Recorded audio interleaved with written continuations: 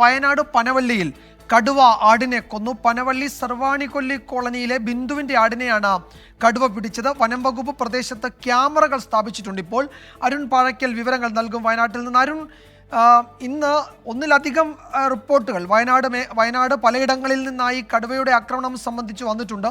ഒരിടത്ത് ഈ തൊഴിലാളികൾ തന്നെ കടുവയുടെ ദൃശ്യങ്ങൾ പകർത്തി നൽകുകയും ചെയ്തു. ഇതേത് മേഖലയിലാണ് ഈ പ്രശ്നം ഉണ്ടായിരിക്കുന്നത്? മറ്റു വിവരങ്ങൾ എന്തൊക്കെയാണ്?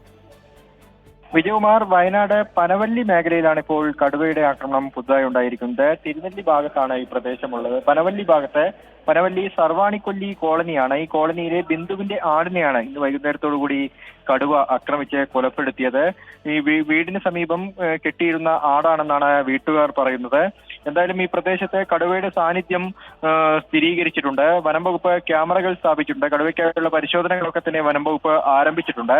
ഈ കർണാടക അതിർത്തിയോട് ചേർന്ന് കിടക്കുന്ന പ്രദേശങ്ങളാണ് വയനാട് ജില്ലയുടെ മുള്ളംകൊല്ലി, പനവല്ലി പോലുള്ള സ്ഥലങ്ങൾ. ഈ കർണാടകത്തോട് ചേർന്ന് കിടക്കുന്ന പ്രദേശങ്ങളാണ്. കർണാടകത്തിലെ നാഗർഹോള വനമേഖലയിൽ നിന്നാണ് ഈ കടുവകൾ ഇങ്ങോട്ട് കൂട്ടത്തോടെ എത്തുന്നത് എന്നാണ് നാട്ടുകാരും ആരോപിക്കുന്നത്. ഇന്ന് അത് സ്ഥിരീകരിക്കുന്ന തരത്തിൽ മുള്ളംകൊല്ലിയിൽ നിന്ന് പിടികൂടിയ കടുവ നാഗർഹോള വനമേഖലയിൽ നിന്നുള്ളതാണെന്ന് സ്ഥിരീകരിക്കുകയും ചെയ്തിരുന്നു. എന്തായാലും ഭീതി വർദ്ധിക്കുകയാണ് വിജയകുമാർ. പനവല്ലി സർവാണിക്കൊല്ലി കോളനിയിലാണ് ഈ സംഭവം ഉണ്ടായിരിക്കുന്നത്. വനം വകുപ്പ് പ്രദേശത്ത് ക്യാമറകൾ സ്ഥാപിച്ചിട്ടുണ്ട്. കർണാടക നാഗർഹോള റിസർവിൽ നിന്ന് കടുവകൾ എത്തുന്നു എന്നാണ് പ്രാഥമിക വിവരം. അരുൺ പാറയ്ക്കലാണ് വിവരങ്ങൾ നൽകിയത്.